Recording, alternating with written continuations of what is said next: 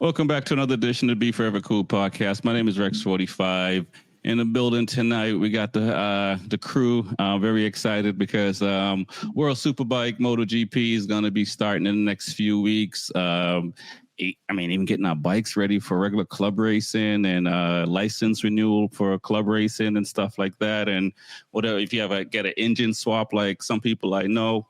So we're going to talk to Rowan about Cheetah about that and the gang. But let's bring on Cheetah in first, and let's do that going thing. Welcome to the show, man. How you doing tonight? Mr. Rex, doing phenomenal, man. How are you? Pretty good. It's a little warm down in Florida, believe it or not. It was 80 degrees. I think I saw 80 degrees on the thermostat on the bike earlier. I'm not complaining. It was very nice, man. How are things in Atlanta? It was cold, man. Last couple of days. Hopefully it warms back up because we're missing that warm weather. But lots to talk about, man. I'm excited about this week. It's getting closer, so I'm excited. Yeah, nice. Likewise, man. I assume you're also ready for racing as well and some track days. Yeah, for sure. Absolutely. Man, we're definitely going to touch all that tonight. Jordan, man, what's going on, man? How you doing this evening?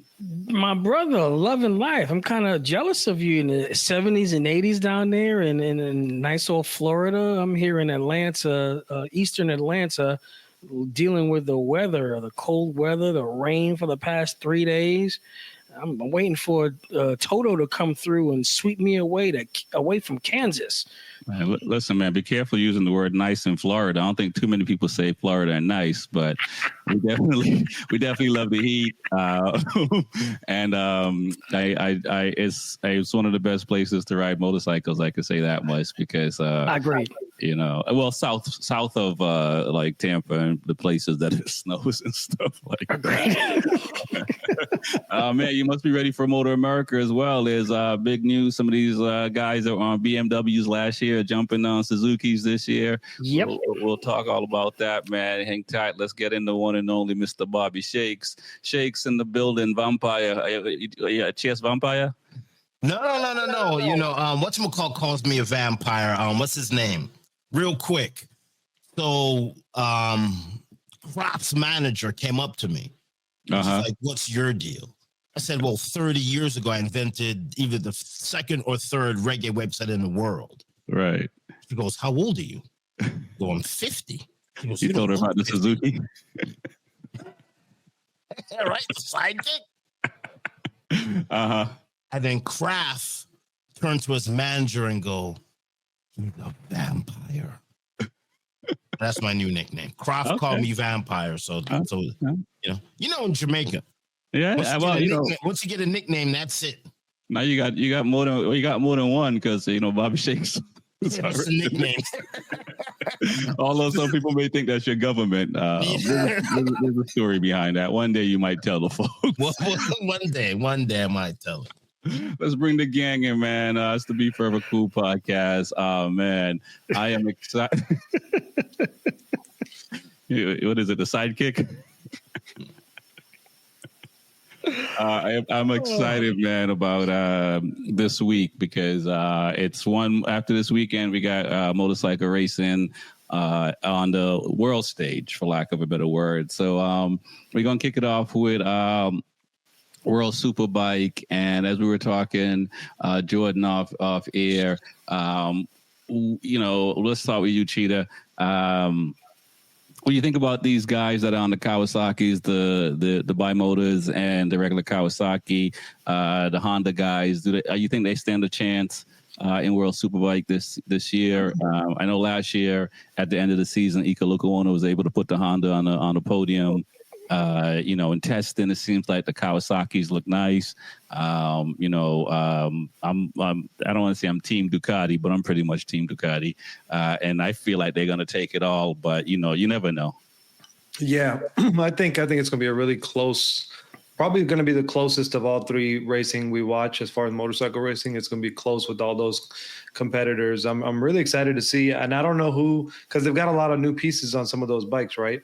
Yeah, definitely. You got Scott Redden, paid by BMW, riding a Ducati. That's the best way to be. Yeah. That's long money. Y'all letting the secret out the bag, boy. Y'all letting it out, all out. Hey, listen, man. Listen, I don't know how Scott Redding was able to finagle that. I know Noni was trying to get Go 11 to give him more money and stuff like that. So, what are your thoughts, Jordan? I mean, do you think these the Kawis and the Honda guys they're going to stand a chance against BMW and Ducati? Dude, they're fighting for their life. They're not fighting for just a championship. They're fighting for their life. I mean, they've got not just a stacked, semi-stacked and stacked team, you know, Garrett Gerloff and the rest of those guys over there.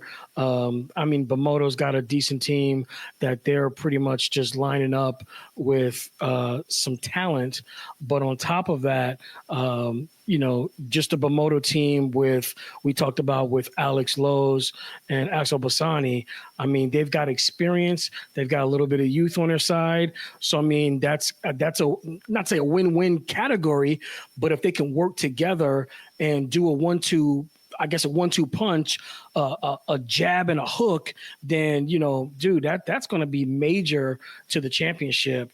And then, like I said, we talked about even with Scott Redding on his BMW, he's been able to put pressure when needed at times. Right. Maybe not be able to do it all the time, but he's been able to sneak a couple little jabs here and there and be like, hey, don't forget I'm here. Don't forget, hey, oh, you forgot about me? Bow. And next thing you know, he's got to win. He's only been able to do that twice in his whole career. So, I mean, he's someone to watch out for. And then I wanted to talk real quick about, the Honda team with Terran McKenzie. A lot of people don't think that he is a force to be reckoned with. He's not a BSB champion, a super sport champion for no reason. He's got the skills. He's got to put it all together and definitely work with his package, because I know he likes to override the bike sometime, most of that front tire. And if he gets just a little bit of knowledge underneath him and then, go with Guinness, let's say, I'm just throwing names out right about now, who's been riding really good with the Honda. And then next thing you know, he's back on the podium again with the SuperBike. Did you mention Gillum? Like Hayden Gillum? Yeah, that's who you mentioned? No, I didn't say Hayden Gillum. I said Scott Redding. No, the last person. You said like some Gillum or... I think you're hearing stuff. I like it. My bad. All right, cool. Because I was like, who's in? I mean, we could talk about Hayden Gillum because he did have the number one plate on a heavyweight on a big bike, on the biggest bike there is to race. He did win that. So we can talk about Hayden Gillum. What do y'all think about Batten Sofoglu? You know, Keenan's brother. I didn't know he was Keenan. Oh no, they're not brothers. They're not brothers or cousins. And they're cousins. They're not brothers. He's like a niece's nephew, next door's cousin who came up third removed. Oh, but he's definitely part of the Sofoglu family. Right. So he's going to get trained by Keenan and Top Rock. Here it is. Yeah. He already is. Shakes, I mean, what are your thoughts on these teams? I know you're more following the Harley and the Indian races and stuff like that. So, here in Honda and Kawasaki, I'm not quite sure what color you're going to change your background to. Well, hold on a second here. Let's change the background if I have anything to say. Yeah, okay, let's do that. There we go. Let's change it to green. We like the money green. Yeah, we like money green. Cowie green, huh? Go Garrett. Here's the thing. What is the problem with the Ducati? We didn't know how to ride it. Nothing. What was the problem with the BMW? We didn't know how to ride it. Too much power. They've got the bike dialed in. Kawasaki, Honda, Suzuki, Yamaha. It's over. But green is a really cool color, and spring is coming. That's all I got to say. Okay. All right.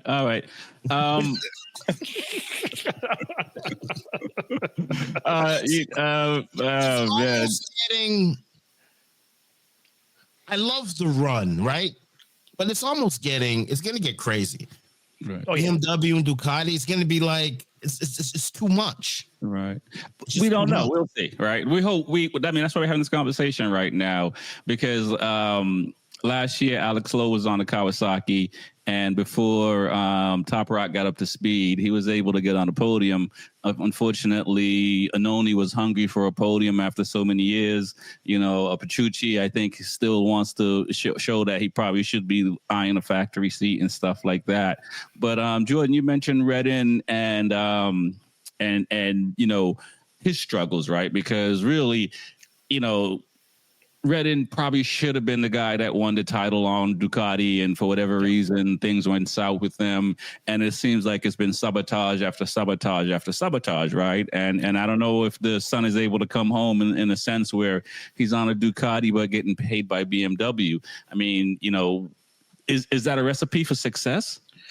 That's a really good question. You would think that Redding on a beautiful red Ducati, battling with the top five, even Petrucci and Annoni, and just be able to be like, dude, I am BSB World Superbike champion. Get out my freaking way. Right. And next thing you know, it's kind of like, dude, he's got mechanical gremlins, tire issues. Pressure was off. He's off time. And it's kind of like, dude, what happened? It's like, you were right there 2 laps ago. Now you're back in 9th. And I mean, to be back in 9th in BSB or World Superbike, all you got to be is a 10th off, period. Right. That's it. So you just be a smidgen off, you're back in 9th. So I'm like, you have to be really, really on point. And I don't know what he did or what he was doing to put himself in that situation to where he was right there. He had it in his grasp. 3 laps later, he's mid-pack. Right. Well, he did crash a lot and had tire issues and stuff like that. Cheetah, I mean, do you think that, Redden's gotten one too many chances, and when you look at Gerloff, who he seems to always progressively get better every year. When he was on the BMW, even before I believe he was on the Yamaha at first, and now he's on Kawi. Out of those 2 guys, Cheetah, I mean, do you think that Gerloff should get more chances and have a better shot than Redden on the Kawi, or you think that Redden will struggle? Because I can't imagine BMW is going to pay for all the best mechanics, all the best engineer, all the best everything for them to go work on a Ducati. I can't imagine that BMW is going to do that. So you're talking about the team is Bonneville or whatever? Yeah. Yeah, but they switched brands, right? Is it BMW funded still? It's still, BMW's paying his contract. Oh, gotcha. Right. So I believe they're helping out with the team as well, not just paying them. The question is, you think should Gerloff get more? I think Gerloff should. I think Gerloff is more deserving. I think. But Redding is also a competitor for that seat, I believe, and otherwise they wouldn't have let him do that, I think.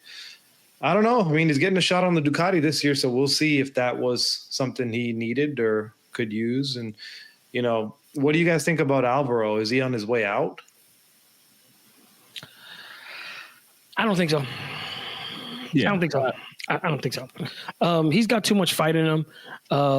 Even when he lost it No. Even when he lost it over the Top Rack, he was kind of like, I'm getting it back. He's not really getting it back. I'm getting it. And then what did he do in that following year? I mean, it was close, but he fought back. Alvaro is a fighter.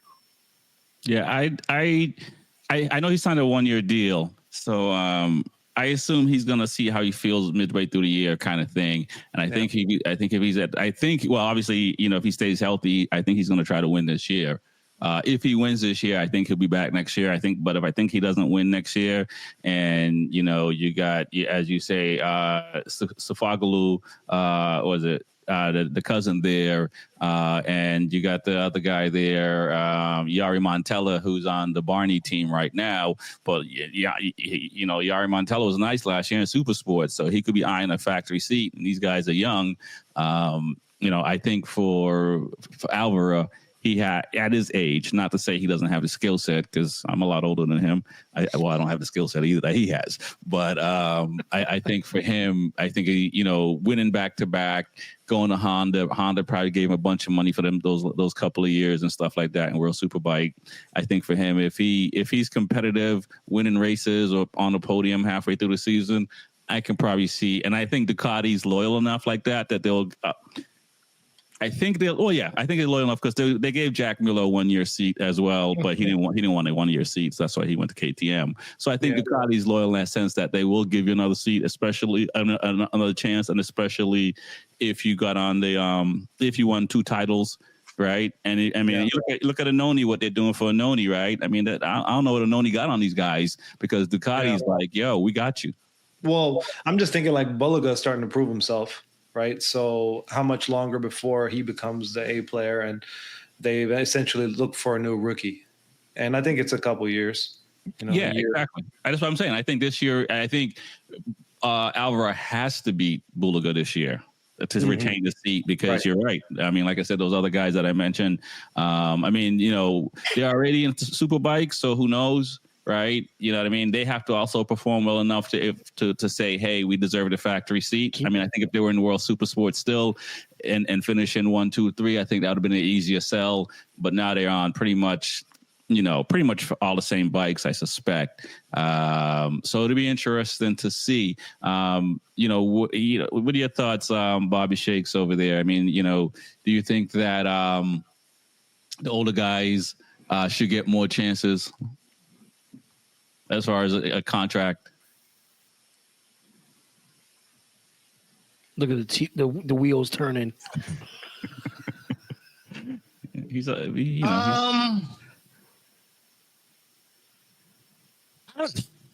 Older guys.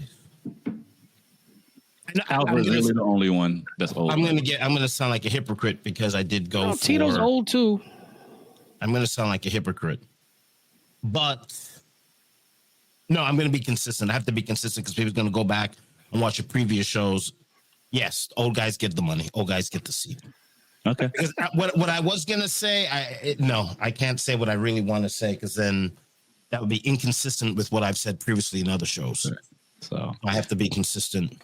All right. And to go back to what I initially was saying, I mean, I do think that like the Honda's got a chance. I do think that Ika Lukuona and Chavi has a shot. I mean, I can't speak for the satellite teams, but I think last year they were top 6, top 7 for the most part. They might have crashed out or they might have fell back, but they were running up front. And I think they have a shot. That doesn't mean they're going to beat BMW. Doesn't mean they're going to beat Ducati. I think it's going to be really hard. Honda have to make the best bikes for them to, and those guys got to make no mistakes. I agree. I mentioned Terran before. He's like I said, he's on a satellite Honda to where he's got the skill. He's got the, I would pretty much say he's got the package, but he's got to bring his A game every single week. No fault. Right. And it's different riding from BSB to World Superbike too. Correct. They just mean over in BSB. They don't. I don't know how they do that, man. That's just something else. Like those BSB tracks, I don't know if anybody saw those BSB tracks. They are not say they're small. They're very narrow. Yeah, they're very narrow. Oh, yeah. Compared to what World Superbike is running. Like I said, that's why I said you really got to be on point. You can't give that much space and room if you're used to running on tight tracks. You can't, I got so much room to play with. No, you don't. Because they'll stuff it. They'll block you. Easy block pass. They'll bully you around quick, fast, in a hurry. And I know Terran last year found that out. Yeah. No, it's pretty wild. What do you guys think about Anna Carrasco? She's going to be in Super Sport this year on a Honda factory team. I believe it's alongside. I'm forgetting the name. I got to look up who she's alongside. I want to say John McPhee, but I could be wrong. She won the world title in 300 Super Sport back in 2018. Anna Carrasco is going to be teaming up with Carantino Perlauri. Yeah. On a Honda World Supersport team. Honda Racing World Supersport.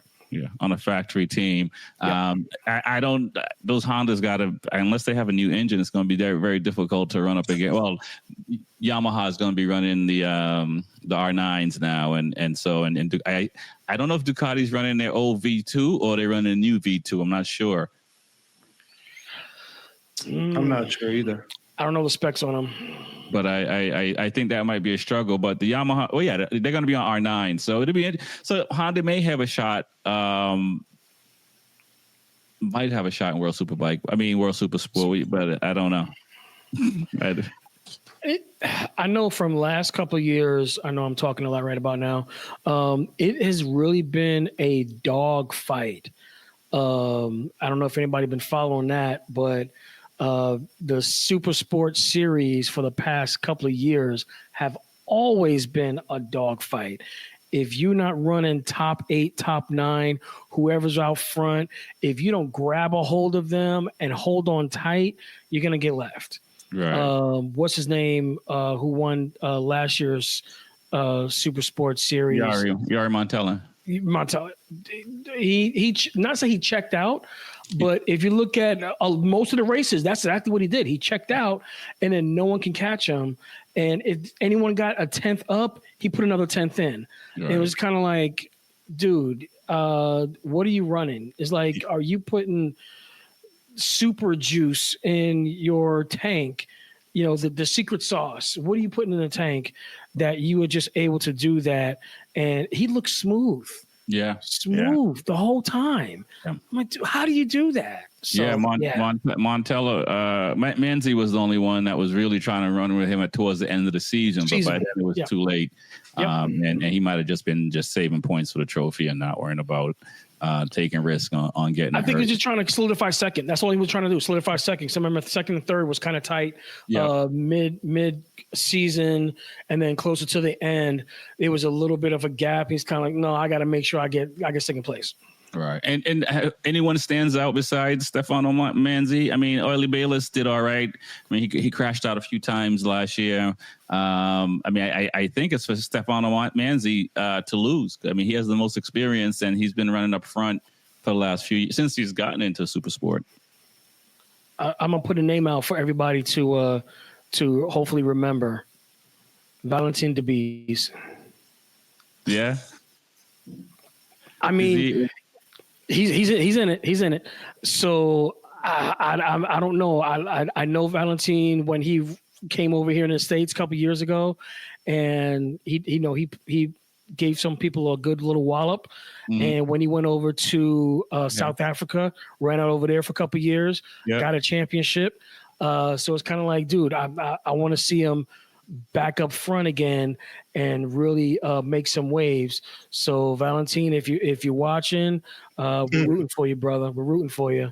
Right. So, I remember he came out to Barber and hit first lap out. He a 33 or something. First lap. Yeah, first lap on fresh rubber. Yeah. Cold tires. Yeah.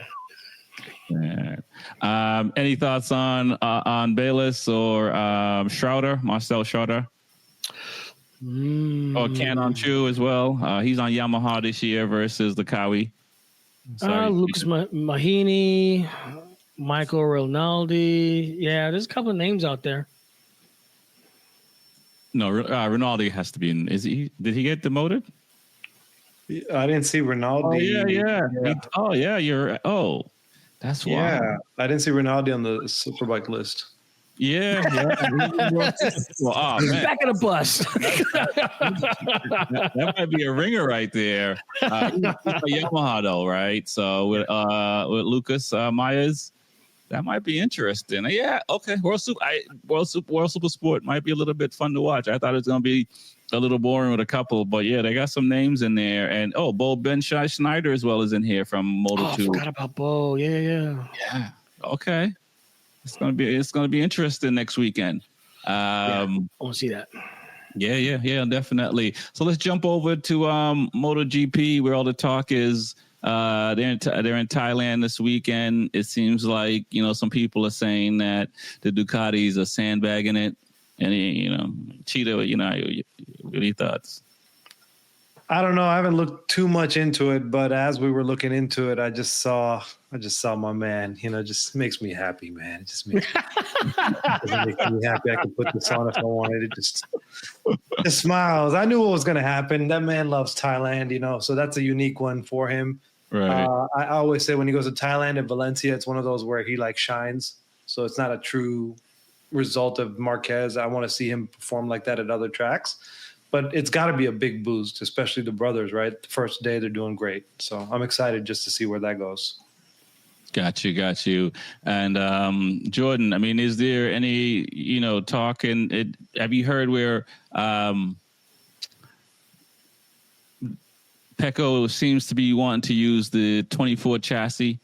And it seems like he is, if you listen to everything you hear, but it looks like he's happy that Marquez has a good feel as well and stuff like that. But he seems like he's kind of leaning on Marquez a little bit for feel or information. If you got the reigning champion, runner-up, something like that, and you're trying to learn from the best, I'm gonna pull back. I'm gonna watch you.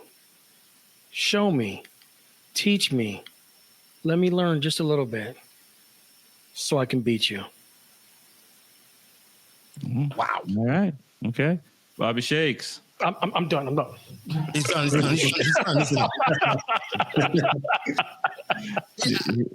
I was thinking somebody has to be, and I have to go opposite here. That's why I changed my background to orange. Okay. KTM. Okay. KTM. KTM is closing the gap. I would pick Aprilia, but I can never afford one. So I know a KTM is a little cheaper than I can afford. KTM, Aprilia, closing the gap on Ducati. I don't know if Ducati's not really running hot or they're hiding stuff or not putting full effort or just hot dogging it. But KTM, Aprilia, closing the gap on the Marquez, even though he said, what did he set? The fastest track time? Fastest lap of the day. Lap. Yeah. But he's still was someone from KTM is still got the fastest lap. Was the fastest on the track, right? Was it KTM or Aprilia? I don't know. It might have been the fastest speed, but they may have got a speed time. I think it was the fastest sector, and I know there was a fastest trap time. Yeah, right. It might have been that, but Bezzecchi finished third on the Aprilia, so that's good. Acosta finished fourth on the KTM, and Zarco Honda's number 5. Alex Marquez 6 and Pecco 7 and the top 8. So all the brands are up there except for the Yamaha. So here's some number of comparisons for y'all with Marquez, right? So speaking of Marquez, he's on the 24 chassis. Sepang test in 2024, he ran a 158.244. That was probably on that Gresini Ducati, right? Yeah. With the 23 chassis, I would think. Yep. Sepang Sprint 2024, probably same bike. He ran a 157.8. In this test, he ran a 157.6. So he's just getting better and better and better. We're seeing that. And I think it's just going to get better from here. I'm really excited for that. The lap times that he ran there, he's already better, man. So it's really going to be exciting. So do you guys think that Ducati's sandbagging already, or they're just testing and just being prepared? Why would what do you mean sandbagging? Just meaning not giving 100% testing. In a sense, like they're just holding back a little bit, pulling back on the throttle a little bit. Oh no! I mean, if you think of it, put it like this, Cheetah. I want you to think about this. They put the new arrows on, right? When they put the new arrows on, they just go just a tenth or two faster. When what that new arrow was coefficient like 1.2%, something like that. I remember seeing on one of the videos, they was just like, yo, this arrow that they have is streamlining this, blah, blah, blah. So I'm like, if you're not sandbagging and your coefficiency is dropping off the cliff, why would you not be going 3, 4, 5 miles an hour faster? Do you think that's what they're doing with their arrow? Is that where they're sandbagging? I don't know. World champion in front of me, I'm going to watch. Yeah. Well, is it because he's on the 25 chassis? Is that what it is? The fairings they are tested different? the 24. They was doing something with the 24, and I know they tested with the 25. Yeah. Right. Yeah. But Marquez on 24, Pecco's on 25. So he's about to decide, I think, overnight is what they were saying in the article, if he's going to keep on that 25. And I don't know if everybody noticed that. I was watching the videos for day one Sepang was where they had full colors, new bodywork with the arrows. Then they changed it up. New chassis, old fairings, old bodywork, and then they switched it up to the black ones that had the new ones. No colors. Sorry, I was a geek when I was watching all that stuff. I'm like, what are you running? What tires? What bodywork? Blah blah blah. So I was geeking out that whole time. So I noticed that they was testing a lot, but their times were not like astronomical, just a tenth here and there. Right. So I mean, I guess we'll find out in a couple of weeks if that's the case or not. I suspect the factory teams, though, they're usually testing and they're not going like they're trying to qualify. Yeah. Speaking of the colors and stuff like that, what do you guys think about the new liveries on the teams, Aprilia, all the teams? I mean, I don't know if you guys have paid any attention to any of them, and which team do you think has the best livery for 24? If I had to, I like Rossi's. I like the BR46. It's cool. It's interesting how they got the 46 behind their number plate and stuff like that.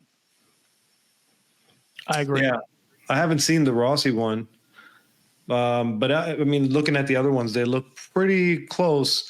You know, speaking of, I mean, can we speak on a little bit of the body work? What's going on with KTM's body work? Is that the testing body work, or it looks crazy? It does. It looks very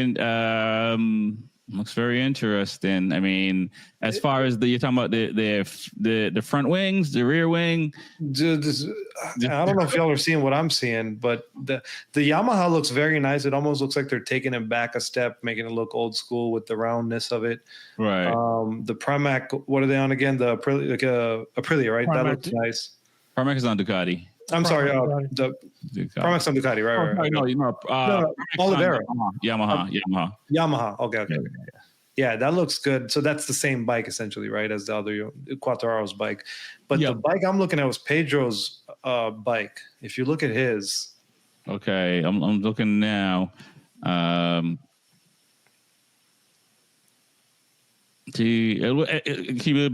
just how it did. Yeah. Let me see if I can just do this. Yeah, the shit. This is what I'm seeing. Looks insane. Yeah, I see. Yeah, that looks pretty mean. It looks mean, but man, look at the arrow everywhere. And then let me show you another picture after this. But look at this. What's this? The ridges here. The ridges here. Or it's like a Halloween bike. Yeah, I saw that last year. That's something I think that's older though. That one. That's the older one. Yeah, they probably got him on the older one, but this is the newer one. Then if they got Pedro on it. Yeah. Dang, man. No, it's interesting. Just the arrows on all the prototype bikes. I mean, all the MotoGP bikes is they seem pretty fat, pretty wide, and you know, I mean, they go fast, so they look really nice. Yeah. Right. I'm still not keen of the box on the tail section. Obviously, it's completely functional right there. Right. That box, on the tail section, I know it's completely functional, but for me, it's just kind of like, really? Are we doing that now? It looks like, I don't know if everybody remembers stunt riding back in the late 90s, early 2000s. And they had a little wheelie bar on the back of their, that's exactly what it looks like. But like I said, I completely understand it's completely functional. It works. Downforce, tail section, stops your wheelie, stops your tail from hitting up in the sky. I get it. Looks stupid. It looks like a park bench, right? Or it looks like, you know, when you open up a grill, you got the top. The little handle. Yeah. That's what it looks like. You like to pick the bike up from the rear end. Don't love it. I'm like I said, I understand it's completely functional. Just kind of like, it is just, if I ever see my R1, if I buy a 2029 R1 and it has that stupid little thing on there, I'm probably going to bring it back to the dealership. Be like, fix it. Right. It looks like a baby car seats. Yeah. No, it's a bit crazy. I think, hopefully in 2027, the regulations will change, so there will be less wings and not as wide and stuff like that. And since going to 850cc, I think we may get away. We may get away from all the ridiculousness of how the bikes are looking, just to be able to manage the power, right? Because that's what it comes down to have a functional bike with that much horsepower. Are they taking away the aero completely? Not completely, but reducing it. Yeah, they're reducing. Yeah, I think it's like 30%, something like that, if I remember right. Yeah. Okay. Not sure the exact amount, but I know like the front wing can't be a certain. It has to be a certain width. I don't know what they're gonna do with the tail and stuff like that, but it can't be like what they're doing now, which makes sense. And again, if you're going down, 150 cc. It might be enough to where you don't need it to cap all that downforce with the front wings and stuff like that. And maybe, that might, help with some of the tire issues and the tire pressure issues that these guys are having. Mm-hmm. Yeah, absolutely. I think so. I love Franco's bike. I love that lime green. The lime green and blue. That's a European color, man. I love those European colors, those off hues. I was trying to get my paint scheme for my bike done a couple years ago, and I did mine's in like the old school Wolverine blue and yellow, and the painter did a really good job of it. And then I actually was mocking up a suit to match it. I want to be MotoGP type of material, and I wanted to get a hue just like Franco Morbidelli. Yeah, go Bobby. Yeah, I love it. No. I was just giving you the one. I was just giving you the one up. I wasn't saying anything. Yeah, I was just giving you the one up. Yeah, I like it. I like the bike. I think it looks. I think it's the cleanest looking one, and I just love the color. Maybe it's the color, because they do say that color there aggravates your brain. That's why you see it. Aggravates your brain. Yeah, it aggravates it. That's like this color here, like it aggravates. I love this bike. Angers you. Yeah, it's like it looks great. I love it. What about pass him? Grr, get out my way! Yeah, I want to pass him. Yeah, it looks great. What are you guys thinking about the Honda HRC Castrol now? It was going to be hard to say because I'm so used to saying Repsol, but them moving from the orange to the red and to the red and blue. Yeah, I'm kind of liking it.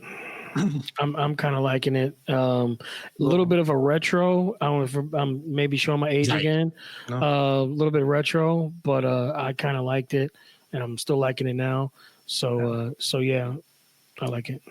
Yeah, it's the original red, right? Correct. Honda. It's the original red. Yeah. We all know that red has shifted off into Italy, but Honda is the original red, white, and blue, man. That's the original. It's the original red, and it's retro.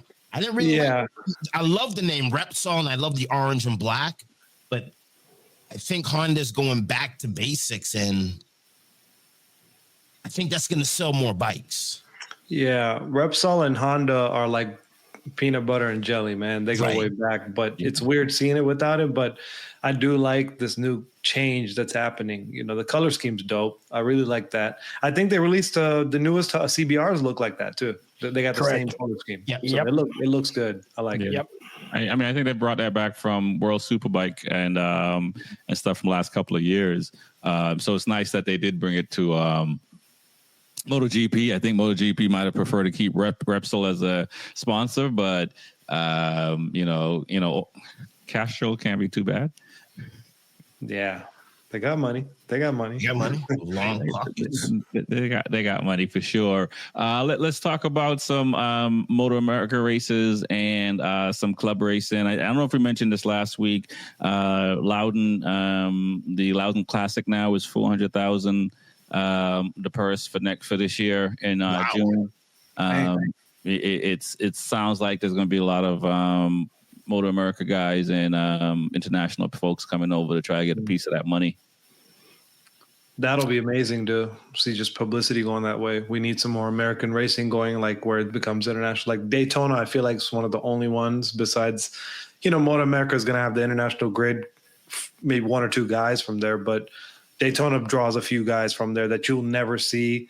British guys tune in to watch that, BSB guys. So it's always fun to see that. So, we'll see. $400,000 though, man. That's the biggest purse ever in the U.S. Yeah, that wild to think of. Daytona 200. What? Huh? What? Yeah. What did they? I don't know what What's the cap?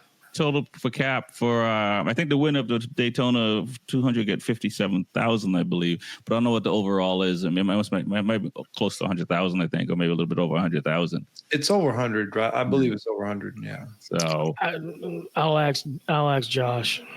But you know, and so with the Loudon Classic, I think there are 4 different races. So depending on, but the Classic pays out the most. But they added some other races. I think there's a twin, Ninja 400s, whatever, small bike. I forget what they call that class. And Junior Cup. No, I don't think they call that Junior Cup at Loudon. Oh no, not going to Loudon. Yeah. But it's a smaller class, and I think there's one more that they added as well. So it'll be interesting to see. I hope to get up there for that. And you know, let's talk about Sean Dillon Kelly signing to Suzuki for this year. Is that a come up for him going to Suzuki versus staying on that BMW? I don't know about come up, but it's sad to see our boy Posh go. You know, so he's deserving of the seat for sure. Right. We'll see about, you know, I don't know if it's a come up, come down, but he's back. Isn't it? He was on there before, right? So it's his roots kind of. So it's going to be interesting. Yeah. Yeah, I'm kind of on a fence with that. I know both the riders, and I know they've both been trying to fight for a good ride and a good seat, and both of them are pretty much deserving. Suzuki was just, you know, trying to make the best out of it. They didn't really get a lot bang for their buck. I believe it was last year, round 2 in Atlanta, when they had a big wreck with the Colombian. I'm just forgetting his name right about now. Him and Escalante? No. Maddie Escalante. Yep. Escalante and Maddie got into it really bad, completely by accident. It wasn't not saying anybody's fault, but that kind of shook the team for the rest of the year. And I think we're still kind of getting the bleed off from that to where, you know, they're trying to figure out what's the best chemistry for the team, for everybody to gel and to, you know, get that number 1 plate back on Suzuki again. Right. And when I say come up in the sense that, like, Sean Dillon Kelly looked nice on the BMW last year.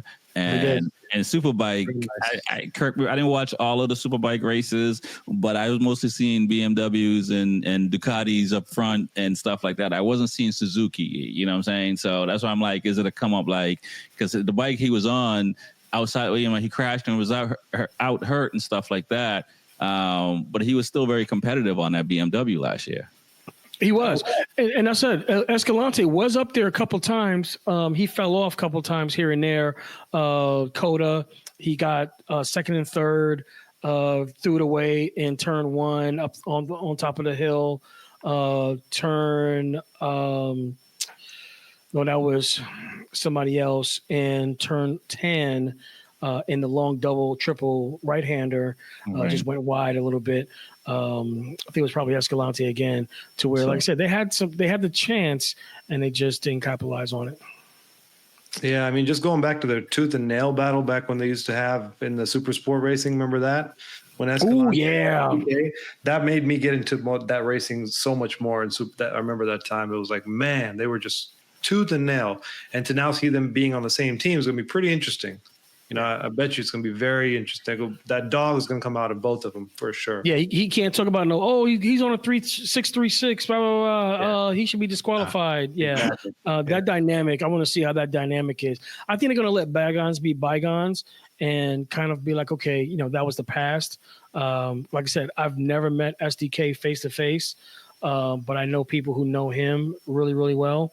So I think he's pretty much to the point to where it's kind of like, hey, this is my teammate.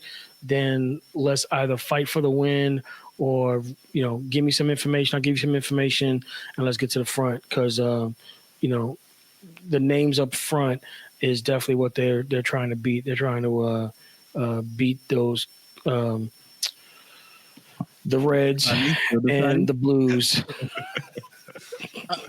Let me ask you guys a question now. Would you rather move to Suzuki and leave BMW where you could forge your own way? And if you start winning on that bike, Could you bring that bike to the forefront? Because right now it's Ducati, BMW, but it's like I could bring this team. Yeah, I'll say this: win on this and bring something and then forge my own way and be the team and be the guy instead of being. Because I may be crazy, but if you're on a BMW or Ducati, it's the bike, right? But if you're on Suzuki and you're winning, you're like, okay, I got some talent, right? Doesn't it feel to be better over there than on the big factory? I mean, I'll say from just what I saw last year, I would go BMW. If I was him, I would stay with the BMW because the BMW looked really good last year, and he was very competitive. From the years of watching on the Suzuki, it's been struggle. Maybe I know a little bit of backstory on some people that's been signed there as well, where I'm a little reluctant. But I guess it might come down to money. I mean, I assume how much how much money he had to come out of his pocket or stuff like that. Because, like I said, the BMWs look nice last year. So I mean, I heard him, Sean Dylan Kelly, talking on the Pipe Dreams podcast or one of those guys' podcasts, and it was just like, man, he struggled. Him and his dad, they gave up everything. They sold their house. I think they sold their house and gave up everything, multiple six figures they put into this thing, and sent him out to Europe, and it didn't work out. So he comes back, and by the way, I watched him live in Barcelona. Okay. I watched that ride, and he was there. It was super cool, but sadly wasn't doing good at all, and he was putting a lot of money into that program, right, in Moto2. So to see him have this kind of success is wonderful. It's deserving, and it's a full circle because he seems like a real good family kid. Mm-hmm. I saw a post he just made of him starting a new family business with his dad, car dealership, car flips or something like that. I'm like, There you go. So it's easy for us to say that, but like, I wonder what all went into that. Was it more money? Is it the situation, the program, longer contract, whatever it may be? Props to him though, Jordan, any comment? Yeah. I got plenty of comments. You know me. This is my life. We had this conversation. This is my life. I lived this. Sean Dylan Kelly did the same route Josh Herrin did. He won the championship. Well, Josh Herrin won the SuperBike championship, went to Moto2. Sean Dylan Kelly won the Super Sport championship, went to Moto2, but they did the same thing. Josh had to sell a lot of stuff and to fund his trip and his ride out there. People thought, he won a championship, he got a free ride. No, he paid for it.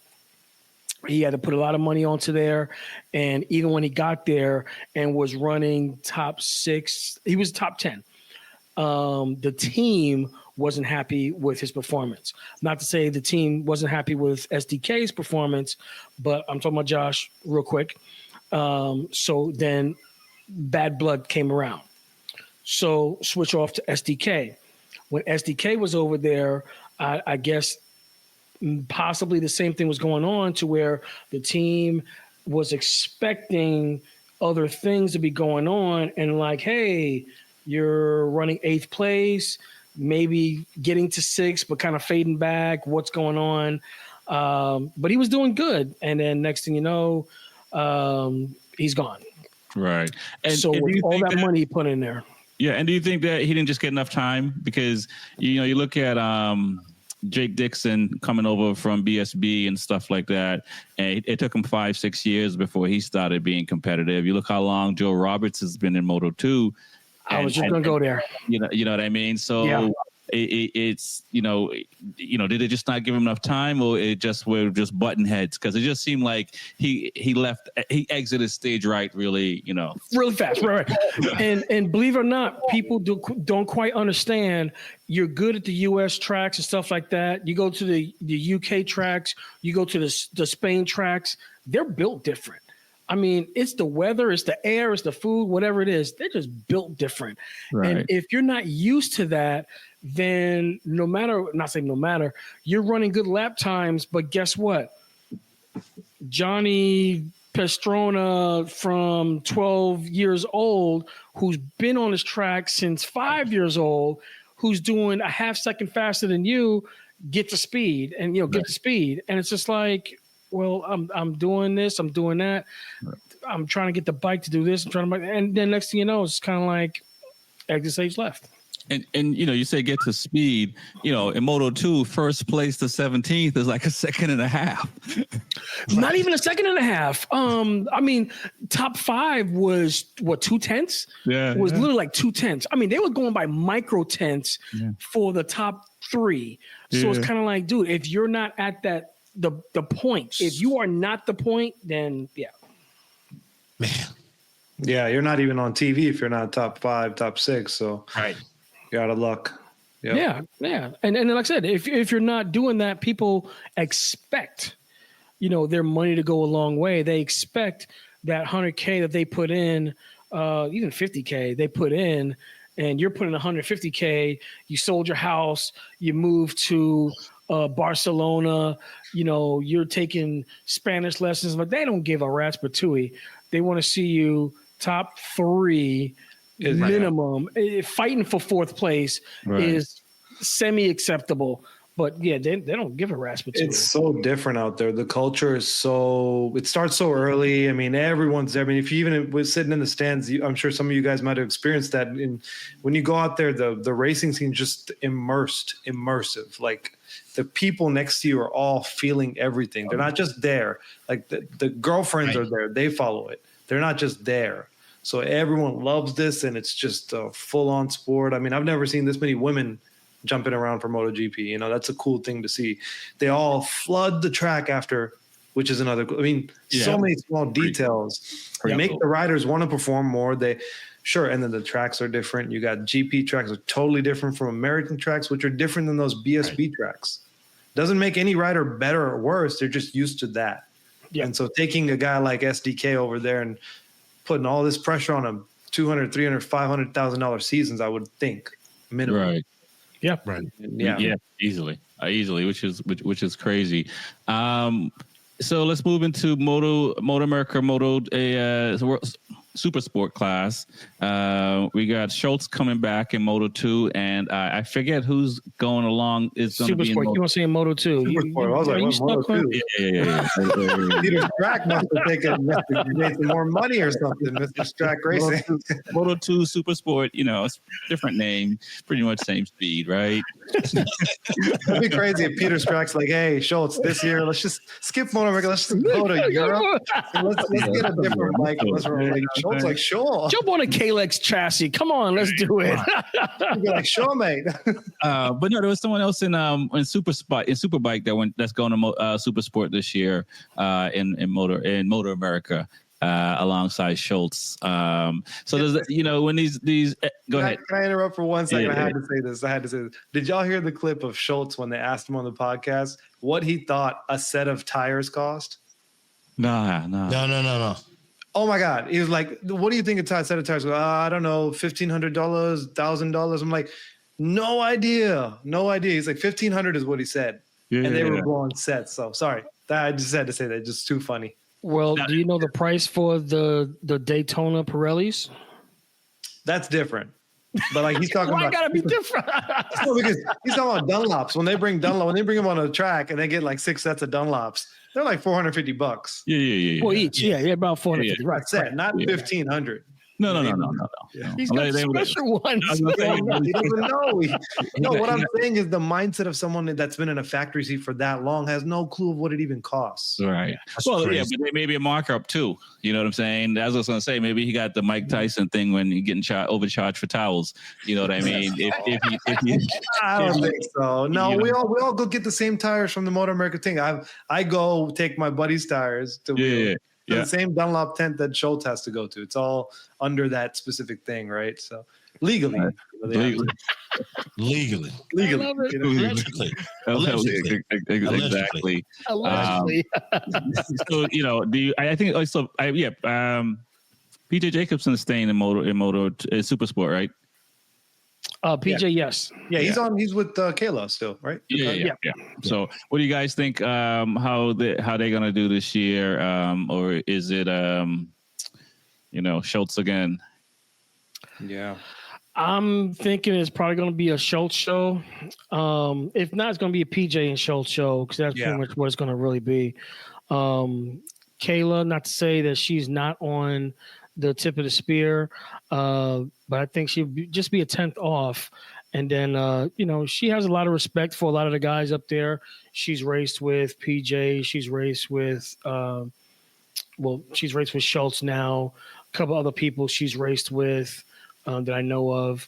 So, I mean, she knows if she can muscle her way in, she will. She's a very clean passer. She doesn't like to play dirty, nothing like that. If she's got the pass, she'll attempt it. But if she doesn't have it, she'll just kind of just back off and then just be like, okay, you got it. I'll find someplace else. So, that's the way she likes to ride. But, you got some other guys in there. Smith. That can come up. That can definitely, shake things up a little bit. I'm waiting for him to show his face once in a while. I believe he got a podium once or twice. So yeah, I'm thinking there's going to be a little bit of a fight. Hopefully, a little bit more than it was last year. Yeah, Kayla, definitely, she's exactly where she needs to be. Probably a year or two ahead of schedule, I would say, because she's young, talented, and she's mixing it up with the best of the best in America. Right. So, arguably the world. So, we could definitely see her going places. And I'm not too, I don't have too high of expectations for her, right? It's more PJ I'm thinking of and seeing if he can battle it out with Schultz. So I'm really excited for them to battle it out. That's going to be as exciting for me as the Superbike class for me. And I don't know her. I've only followed her on MotoAmerica stuff and that kind of thing, and some interviews that she's done and stuff like that. But and I think every rider may feel this way, but it sounds like she's ready to be up front. But just hearing you talk, Cheetah, saying that she's probably a couple of years away. I believe she's 19. 18, 19. Not 17 was she may be 18 if that, yeah. Yeah. So she's still relatively, young for a person getting into motorcycle racing at that level, right? I mean, I know we see, Pedro Acosta and some of these young guys that come out and really do really well right out the gate. But this is her. Is this her second season in second Supersport? Season on Ducati? She did this is her third season in MotoAmerica, I think, because she did with. Not Graves, but who was it? It was Titus. Them and Mesa the first season. Before that, she was in World Super Sport or something like the junior. No, she was in Twins. She was in Twins on a Yamaha. No, she spent a little bit in Europe on some classes. She did great. Yeah. No, she did the Ninja 400s or the Yamaha R3s, but in 2022 she was in the Twin Cup. And I think towards the end of Twin Cup, Yamaha let her race the Kawi, right? Right. And then I think she lost her seat after that for whatever reason. And then she signed to the Ducati for last year. Yeah. What a lot of people don't realize is that she went over to Europe and she was trying to do double duty. So whenever she wasn't riding there, she was riding here in the US. So she was literally going back and forth and catching whatever train she could and trying to see what was going to churn up. I don't know, churn up money or churn up championships, but she was really diving in, or I'd say burning the wick at both ends for a short period of time. And even her dad was kind of like, we were beat because we were literally just jet lagging back and forth from Europe championships. She did the R7 when they first came for the testing for the championship. She helped out with that. And then, like I said, flew back over to the States. So she was really going back and forth for a while before she actually settled into the MotoAmerica round to where she was able to thrive. And I think that's where she got the 400 ride with Altus Motorsports. And then she kind of settled in with that. I remember she came from right when she'd come from the Europe thing. I got a tow from her at Jennings. She was like her first few times on a super sport bike, and she was already hitting like 17, 16, 17 that day, and I was hitting like 20s. So she's already 3-4 seconds faster than me right there. That's her home track, but first few times on a super sport, already caught up to speed. And I know her and PJ go to that track a lot together now, so they're working together. That's like her mentor. So super excited for them. Now, do you think she should go over to the WCR? Women's circuit racing?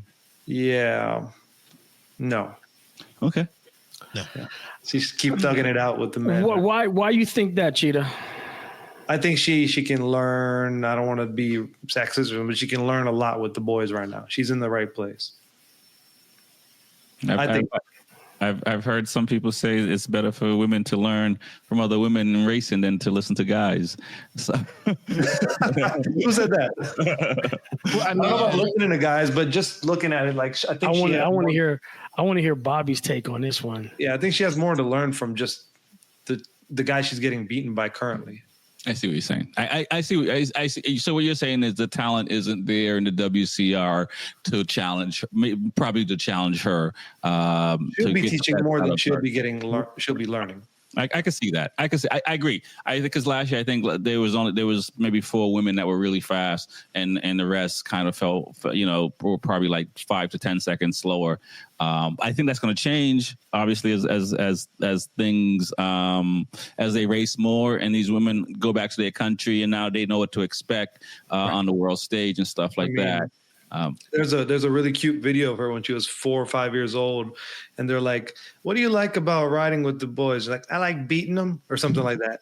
Like, she's just always been a bully to boys she raised with. So she needs to be there. She needs to be there. Okay, I can see that. Yeah, but so the thing is this though: how far can she go in the sense that like she's gonna, who. If she wanted to go to World Superbike or MotoGP or the MotoGP paddock, like whose seat would she possibly could take? You know what I'm saying? At that level to where it's just kind of like how much further can she go? Do you guys see her in the Superbike on a Superbike? Yeah, go ahead, Bobby. Sorry, go ahead. I think it's a lot better to sit on the bench at Alabama than to start at Roxbury Community College. No disrespect to RCC. But if she's with the men and getting pounded on, I think that's going to make her a better rider than fool around with the women. Okay. Could have better words there, but okay. I know.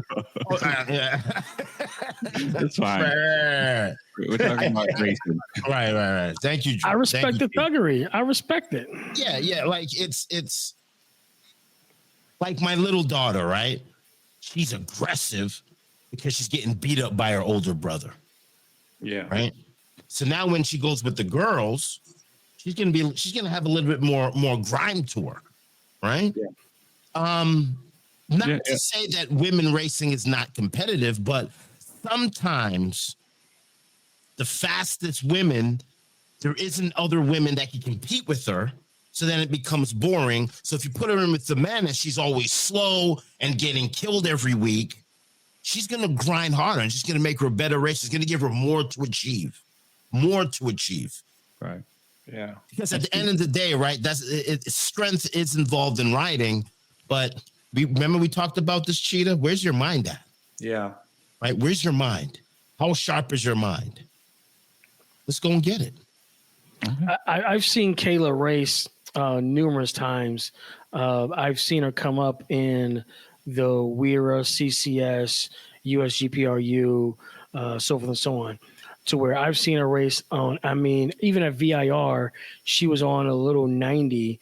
I think it was maybe like an 80, Kawasaki 80, and passing by grown men on R1s. And maybe semi-built, probably not fully built, but semi-built R1s. And her little butt was just ponytail in the wind and going right past them. So, even to this day, to where, like I said, she's battling with the big boys, like you said, she may not be stomping on them, but she's definitely giving them a run for their money and definitely letting them know, hey, I'm here. I can compete with you. And if I'm not winning, I'm going to be battling with you elbow to elbow. And I think that's great for women, right? I think that's great. I mean, that no fear. Right. Well, She's a dog. Her, she's up here, dog.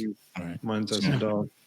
I mean, I also think that, having that series for women is really great because that's going to give more access. The downside, they're just starting it. I mean, I believe in probably 3 to 5 years, it's going to be really dope. You know what I mean? I think it's just because it's just so soon. I think if they do something like that, and like Bobby said, if they kind of bring her, even though she's young or younger than the majority of that paddock, like I said, the first year, everybody in there was at least I think the youngest rider in there was in her late 20s. Yeah, that was it.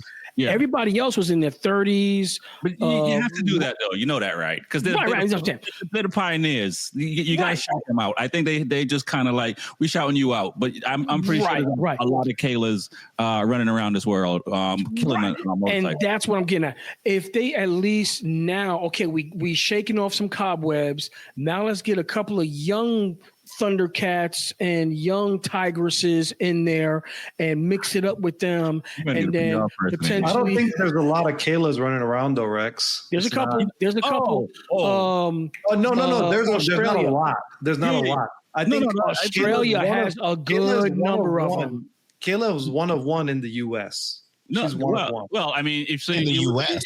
you look at but that's what is it? US, right? Take another 5 right? or 10, and that's that. I mean, you look at, is it Ella Drea? I mean, she's coming, right? Yeah, and she's fast. She's 14.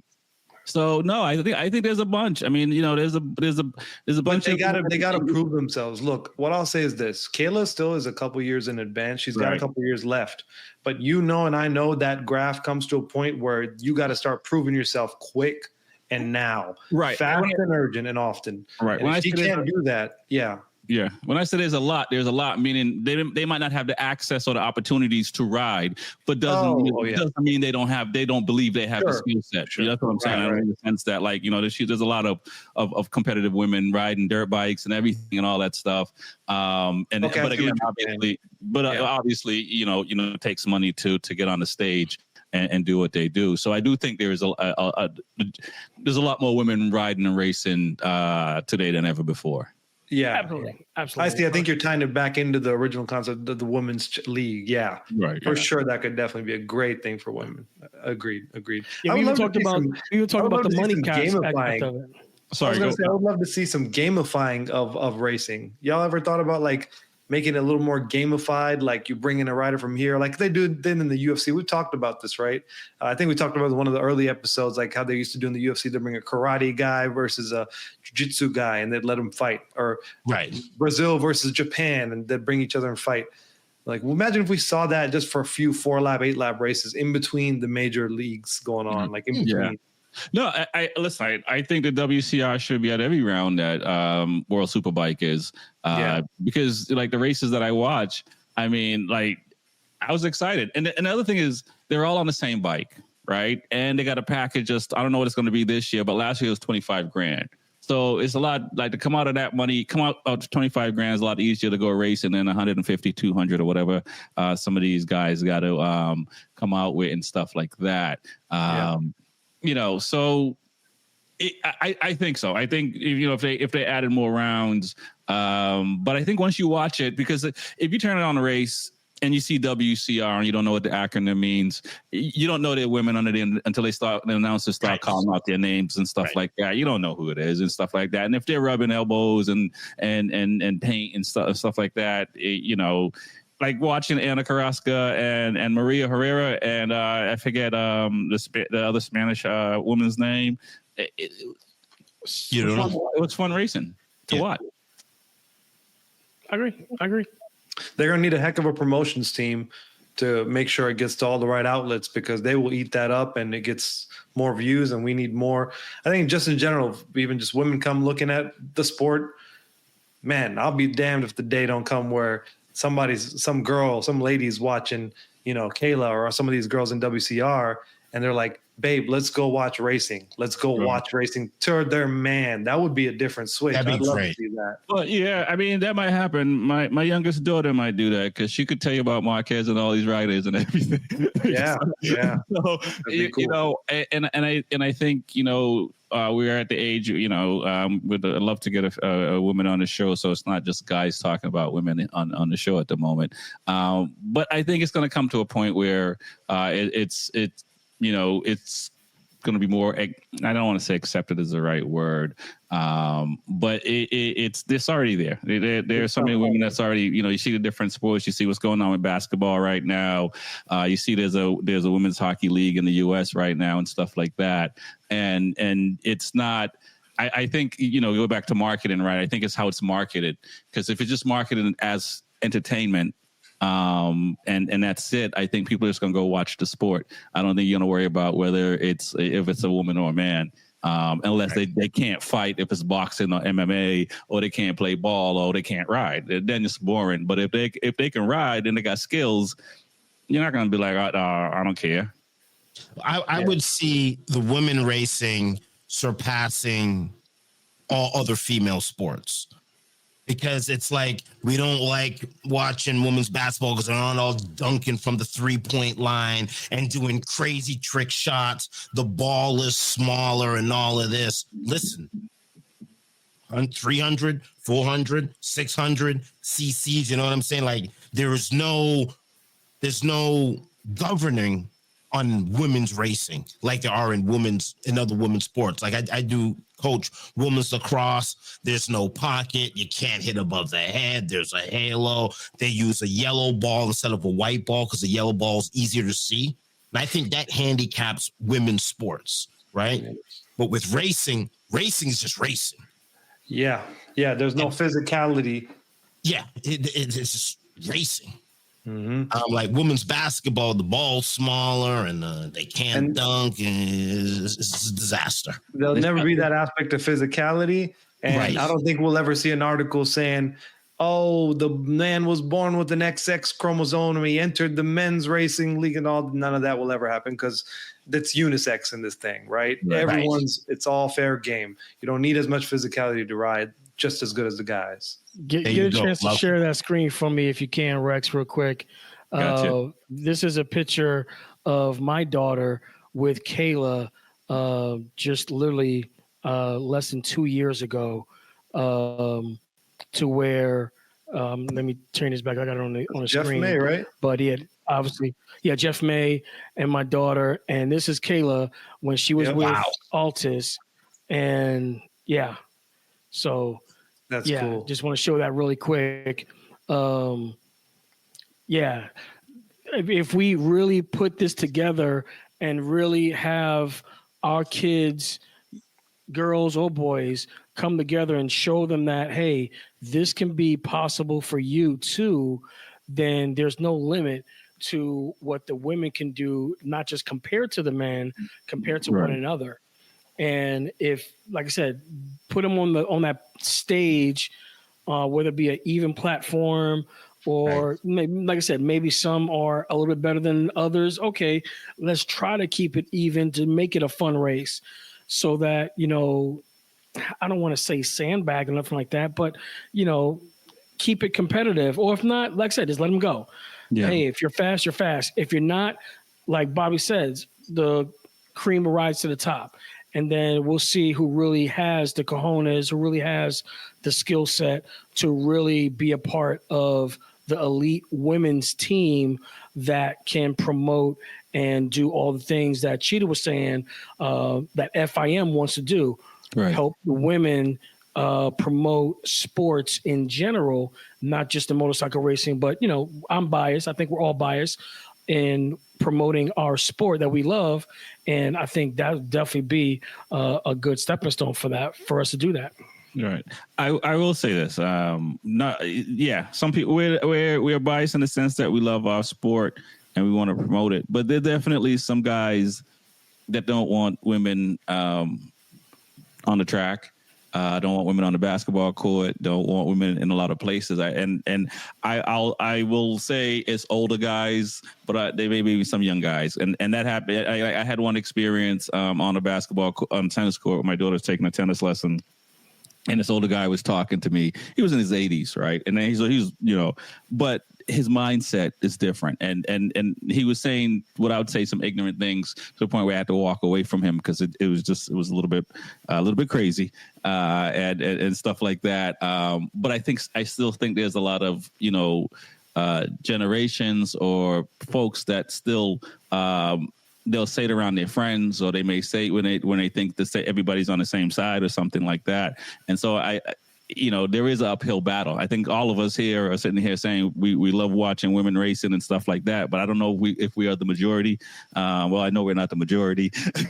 I mean, right. In one aspect, yeah, we're not the majority in one aspect. So, you know what I mean?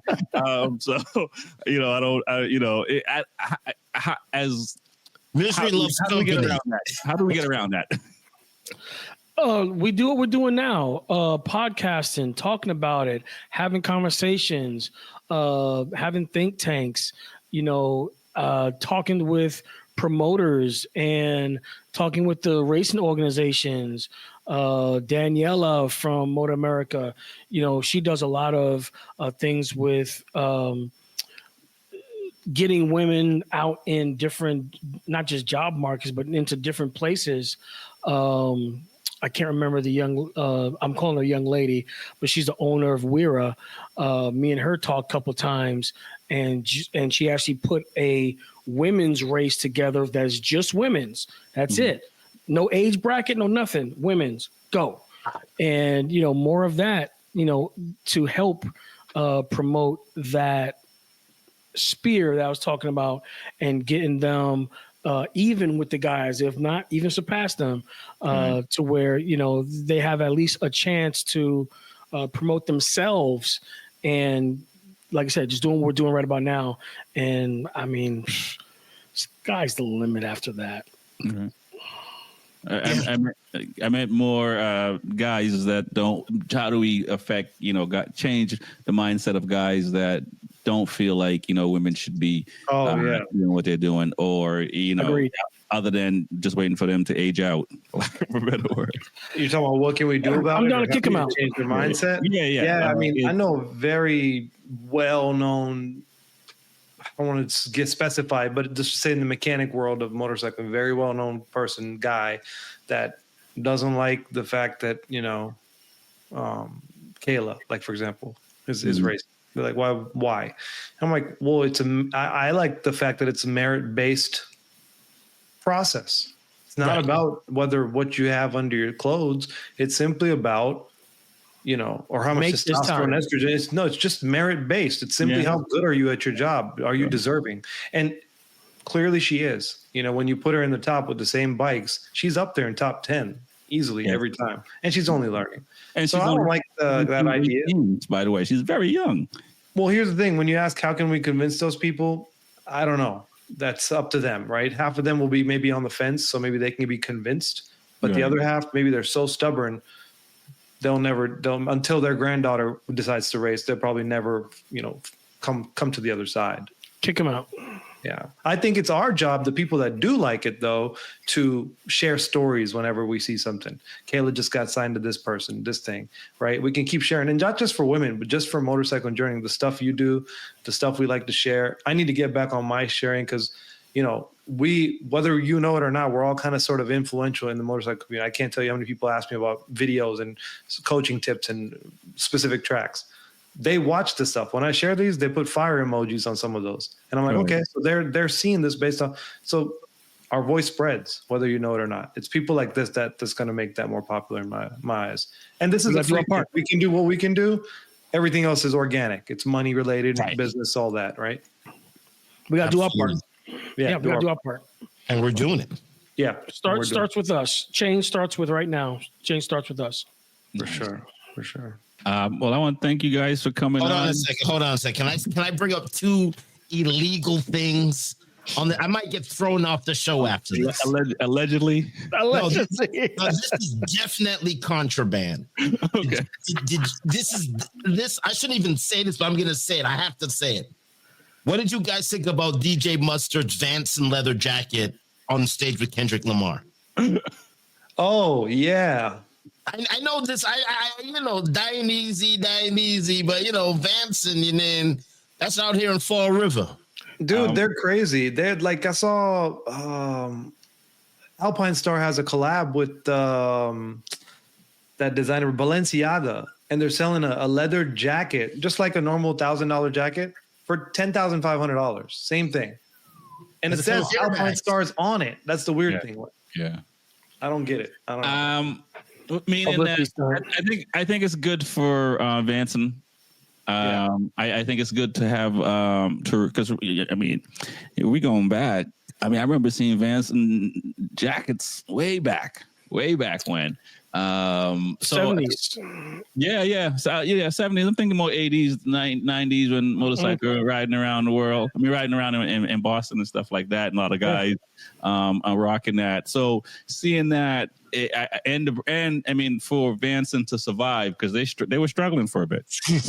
Yeah, they were struggling for a bit and stuff like that. So, to see that on the Super Bowl, I hope, they sell out everything, because that's what they need. And it's good for the community. As far as who's rocking it, I have no comment on that. And I got one more illegal thing. Got one more. Wait, why is this illegal?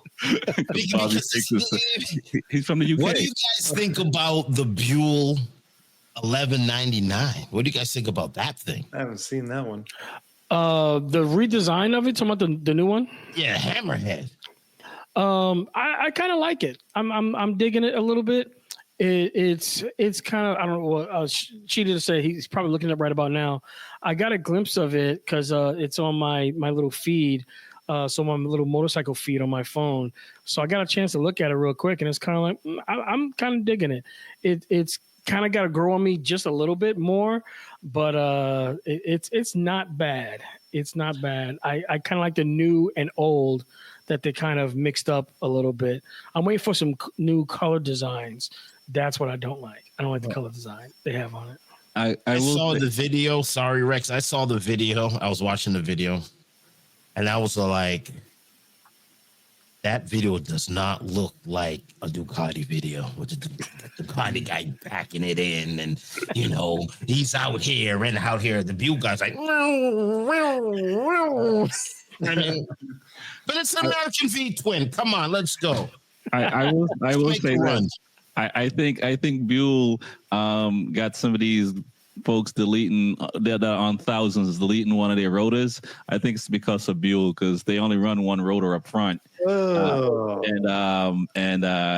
it's either that or the Ninja 400s or the small bikes. But I told you it was a combination retro. I told you, so you got to look at it. I'm gonna hit him with that Denzel Gladiator. Oh, come on, that's American horsepower right there. Single rotor, the stunner is gonna be excited. Yeah, man, that's drag races. I mean, my bad. It's I don't remember what year they were out when and I knew they went away for a bit because they ran into money issues and stuff like that. And it's always cool when in this case the US can make a sport bike, because we really. I mean, everybody is Japanese or Europe, right? And so, to have a bike in that class, I mean, we'd love to have more bikes that are super bikes in the US, right?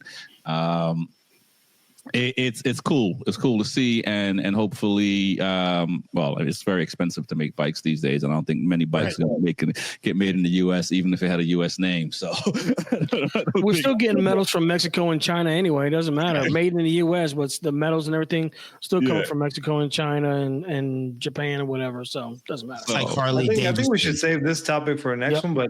How does the braking side of it? How does one rotor still work with? Did they test it? I'm sure they have backup data, and we'll save it for next time. But I'm sure they must, and they got to be doing something with the front forks, front chassis, and which one is compressing and which one is rebounding or something weird like that, right? Because it has to pull to one. It has to pull to one side in theory, right? Yeah. They call it the hammerhead. How's it supposed to bite if it ain't got 2 sets of rotors? You know what I'm saying? I like that. I like that. Hey, listen, man, it's 102 foot-pounds of torque. It needs something to stop that. There's a parachute on the back, man. Torque gets through the wall. Maybe Buell will let me know so I can test it out in the streets of Atlanta. There you go. We need 4 of them. Let's do it, man. Hey guys. Well, you need to get some snow that's not going to be hitting you every other week right about now, Bobby. I know. Hey, listen, man. I'll say this. I might take snow hitting me over these bugs down here. So I got to clean my vest and my visor and my bike too much from bugs, dude. Mr. Ducati, triple Ducati over here. I want to hear his nonsense. It is nonsense. I got to clean my own bike still. It's unheard of. You're getting hit by lizards. You're not getting hit by bugs. Getting hit Flying lizards. Remember that? And flying roaches, too. He got flying roaches down there. Yeah. Gotta watch out for the snakes because they jump. Oh, listen, they do. I came out the house the other day, and there was at least, it might have been like 3.5, 4 foot snake outside. So, yeah. No, would you rather a snake or an alligator? Now I'm talking Florida stuff now. Alligator you can eat. You can eat snake. You can eat snake too, yeah. You just need a shotgun. Bro, could you imagine you're going like 100 miles an hour and you're like, oh, I see there's a tar snake over there. And as you're speeding, it's an alligator that just ain't crossing the road. Like, God dang it, what do? That's Florida, man. Yeah. Knocks you over, then he eats you. Nah. They're gonna get there. They're gonna get there. You know, they haven't crossed the highway yet, but I'm pretty sure they are crossing the roads for sure, as the snakes are as well. So it's a little different out here. But hey, guys, shout out your sponsors, man, and tell people how they can find you. I go first. Milton Cookies. Valentine's Day is here. milkedandcookies.com. Promo code Bobby Shakes. Get yourself some chocolate. We got Chinese chocolate, Indian chocolate, UK chocolate, and sweets. Is that a 112 song remix? Almost. Should have used the reverb. Where's my reverb? Who's the background singer? Yeah, there it is. There's a reverb. That's not the reverb, but what it is. I don't know what it is. That doesn't sound like 112, but you know. That's 100 foot-pounds of torque. Hammerhead. 185 horsepower. But one rotor. Say that. Same. But one rotor. Oh my goodness. All right, guys. It's Cheetah740 Instagram and YouTube. Y'all can find me there. No sponsors. Well, we got some sponsors, actually. New season coming up. So we got KWS Motorsports. We got Pirelli. And we got Affordable Moto. Check them out in Dalton, Georgia, if you'll need a good, affordable mechanic in Georgia. That's it. That's what's up. And y'all know me, Jordan Long Unlimited, all access. I had to change my Twitter X account to MR_long_23 at twitter.com. Sponsors right about now. My main sponsor, 64 Degrees. Please go check them out, 64degrees.com. You get apparel, custom apparel, shirts, Under Armour, weather gear, base layer, anything you need for your comfortability, breathability, and riding style. Make sure you check them out, 64degrees.com. 64 degrees happens to be the weather that Mr. Rex is also taking for granted. Yes. No, 74. He's almost in 84 degrees right about now. Listen, man, it's too cold below 72 degrees, man. I don't know how you guys do it.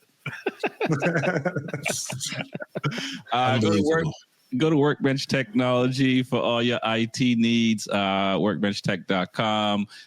Go to freedomcyclesnh.com. Mention B4evaKool and get some discounts. Whether you want a Ducati, whether you want a Honda, Kawasaki. They got 6 different bikes manufacturers. KTM, they got all the brands, even Royal Enfield. Also, they have a huge parts department as well. So if you need parts for any of your bikes, any type of bike, just give them a shout as well.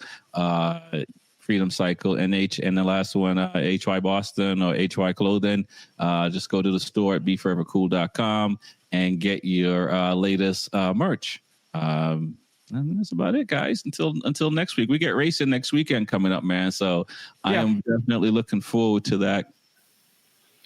Oh, who's going to crash first? Wow. All of them.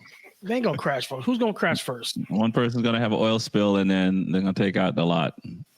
I'm putting out Morbidelli first. Don't do that. Don't do that. Don't do that. Don't do that. Don't do that. Not Morbidelli. His bike's yellow. He got the best chance on the grid. So, I think so. Peace. Peace. Love you guys.